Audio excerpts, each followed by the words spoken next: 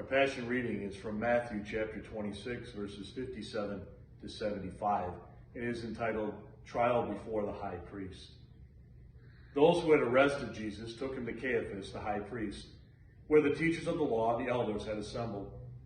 But Peter followed him at a distance, right up to the courtyard of the high priest. He entered and sat down with the guards to see the outcome. The chief priests and the whole Sanhedrin were looking for false evidence against Jesus, so they could put him to death. But they did not find any, though many false witnesses came forward. Finally, two came forward and declared, "This fellow said, I'm able to destroy the temple of God and rebuild it in 3 days."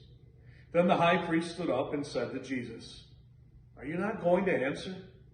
What is the testimony these men are bringing against you?" But Jesus remained silent.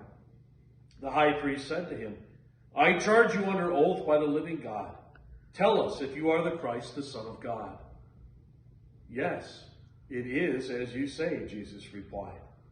"But I say to all of you, in the future you will see the Son of Man sitting at the right hand of the Mighty One and coming on the clouds of heaven."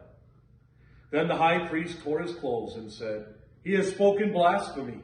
Why do we need any more witnesses? Look, now you have heard the blasphemy. What do you think?" "He's worthy of death," they answered.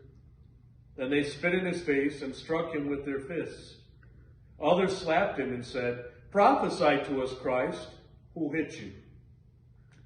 Now Peter was sitting out in the courtyard, and a servant girl came to him. "You also were with Jesus of Galilee," she said. But he denied it before them all. "I don't know what you're talking about," he said. Then he went out to the gateway, where another girl saw him and said to the people there, "This fellow was with Jesus of Nazareth." He denied it again with an oath. "I don't know the man." After a little while, those standing there went up to Peter and said, "Surely you are one of them, for your accent gives you away." Then he began to call down curses on himself, and he swore to them, "I don't know the man." Immediately, a rooster crowed. Then Peter remembered the words Jesus had spoken. "Before the rooster crows, you will disown me 3 times."